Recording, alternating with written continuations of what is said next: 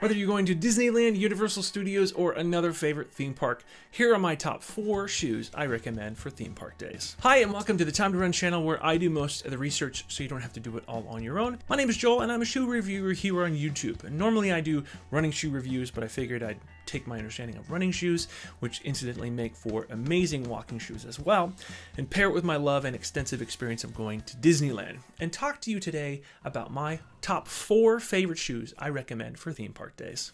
Now, as we're gearing up, literally, for summer, some of us have plans to go to the most magical place on earth, and for this, the best way to ensure you're going to survive 2, 3, even 5 days is to pick a pair of shoes that will keep your feet happy, comfortable, and ready to tackle all the literal miles you'll be walking on them. Alternatively, the surefire way to ruin any vacation, especially if you're walking a lot of miles, is by picking poor footwear.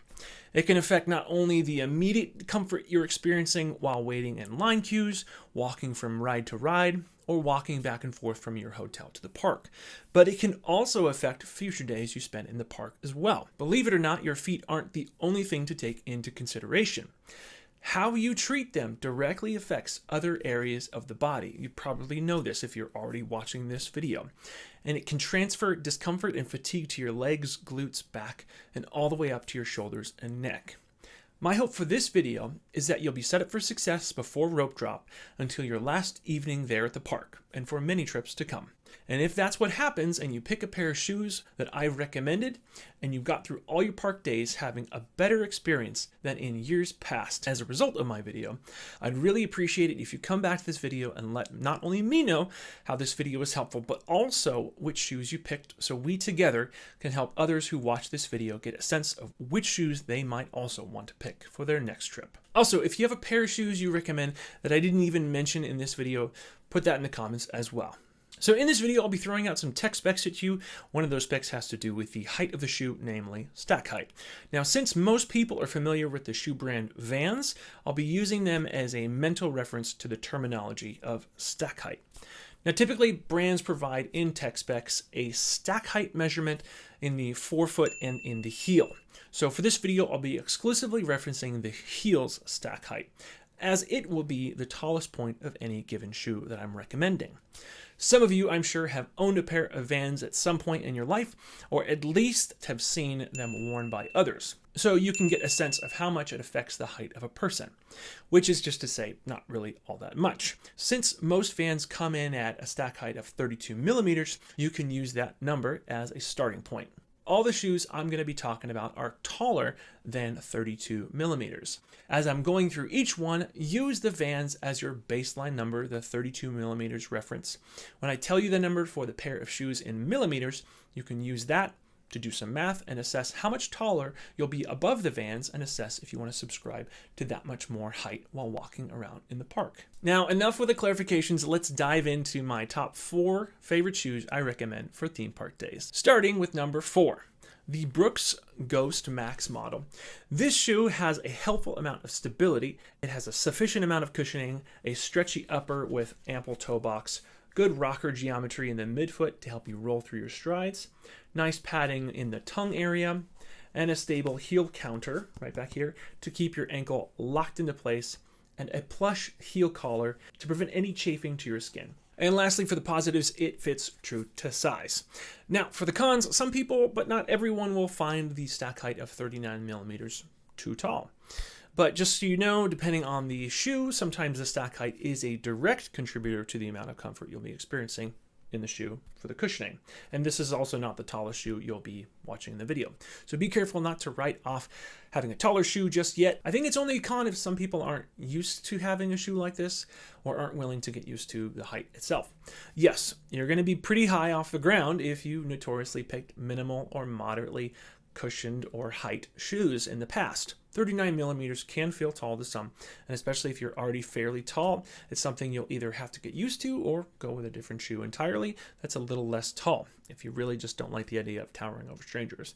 But really, out of those strangers and people who have never seen you before, and they'll never see you since, who's gonna know the difference other than you? I do have other recommendations, however, in this video for shoes that aren't as tall, so we'll get to that here in a second. All right, and next, in third place, we have the ASICS Novablast 3. This is the 4, so I'm just going to be using this as a visual reference. This is not what the 3 looks like. And they also have a version 5. However, I've not run in the 5 before, and I thought version 3 was more cushioned than this one. So that's why I'm recommending version 3. Plus, you're more likely to get a discount on version 3 as well. I don't necessarily recommend version 1. Version 1 I took several years back, and in the end, I preferred my Vans skate shoes over the Novablast version 1. So regarding version 3, like I said, it's a really comfortable shoe, plenty of room in the toe box with its already flexible and stretchy upper. The cushioning is so good, you'll want to use these for all the rest of the days when you're not at the theme park. It has a great amount of grip on the outsole, plus the durability of the outsole means you'll be able to use it for miles and miles to come. As a point of reference, I put in over 600 running miles in a previous pair of Novablast, so that alone speaks of its long-term durability. These have a stack height of 38 millimeters, making it slightly shorter than the Brooks Ghost Max.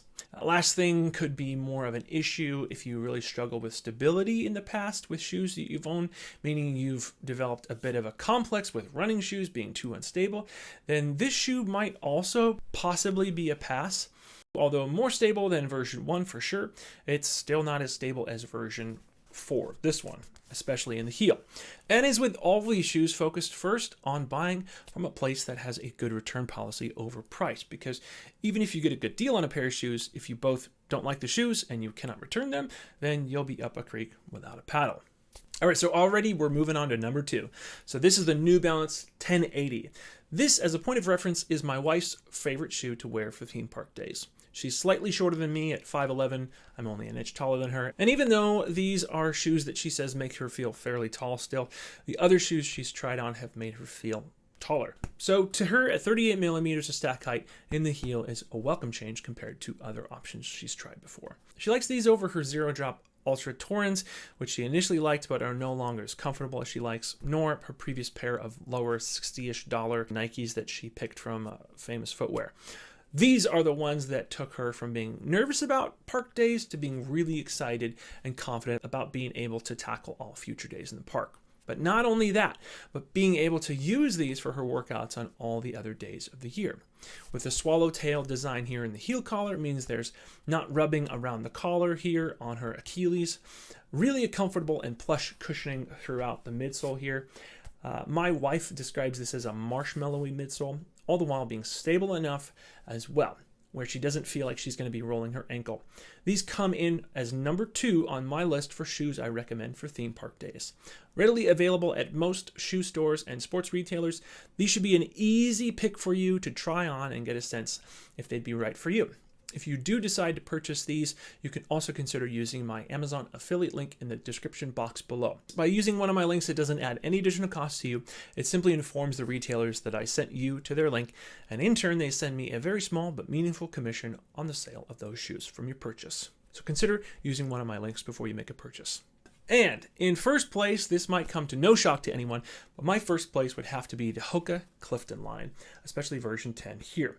This shoe will be more readily available at most running stores and sports retailers that carry these shoes.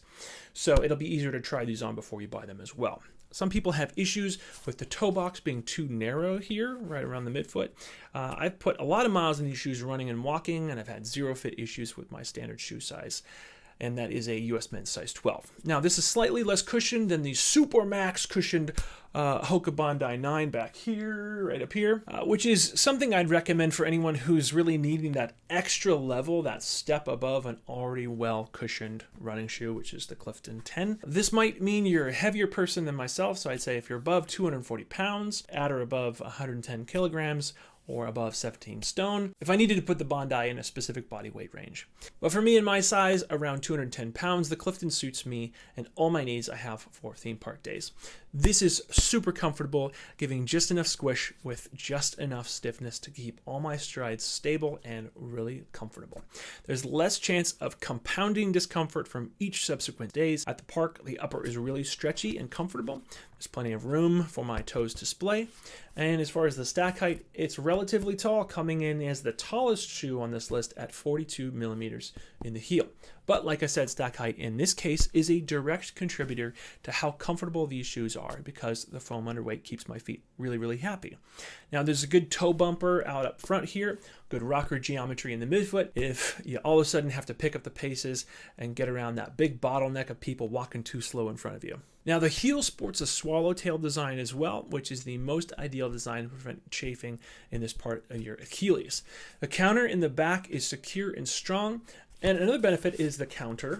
Good to guard against people who might accidentally run their stroller or carts or ADAs into your heels. It's obviously not to the level of steel-toed boots, but it would certainly at least help break the amount of potential damage that could have been inflicted if it weren't for these. The collar is plush and comfortable. Now the tongue is padded so you can cinch down the laces while ensuring they're not going to make you feel like you're digging into your anterior tibial tendon. Now speaking of which, the best way to tie down your shoe is to both lift up your shoe so your foot can slide back all the way to the collar area. From there, once you've comfortably cinched down the laces from front to back, lift up your big toe while you're securing the last set of laces up here above your tendons. This will ensure that no matter how tight you cinch down the laces, the use of your big toe being lifted should prevent any numbness using this method. And before I wrap up this review, I just want you to know some of these shoes I've already done more in-depth reviews for.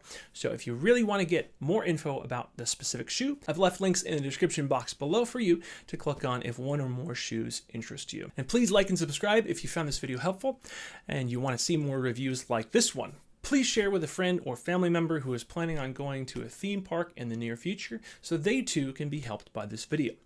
Thanks so much for watching, and if anyone asks you what your favorite ShoeTube channel is, just tell them it's time to run.